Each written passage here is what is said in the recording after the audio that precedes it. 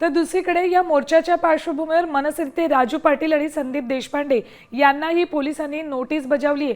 Mira road मोर्चाच्या पार्श्वभूमीवर police आता अधिक सक्रिय झालेले दिसत आहेत आणि या मोर्चाच्या पार्श्वभूमीवर मनसेच्या या आणखी 2 नेत्यांना नोटीस बजावण्यात आलेली आहे।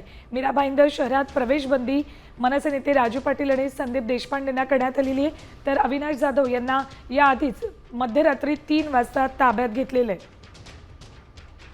अपडेट्स घेऊयात आमचे प्रतिनिधी सूरज मसूरकर यांच्याकडून। सूरज, आजच्या या मोर्चाच्या पार्श्वभूमीवर पोलीस अधिक सतर्क झालेले दिसत आहेत, मनसेच्या नेत्यांना नोटीस बजावल्याचं कळतंय।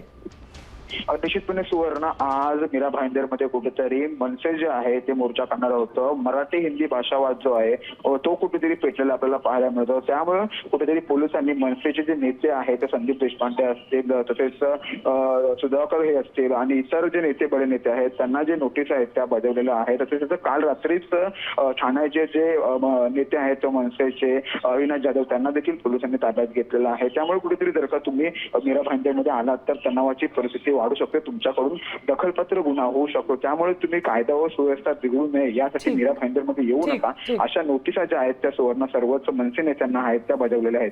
ठीक, सूरज, या घडामोडींवर लक्ष ठेवून राहा, वेळोवेळी अपडेट्स घेऊ तुमच्याकडून। धन्यवाद संपूर्ण माहितीसाठी।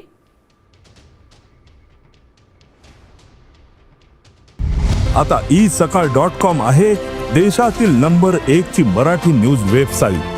प्रत्येक अपडेटसाठी isakal.com ला नक्की भेट द्या।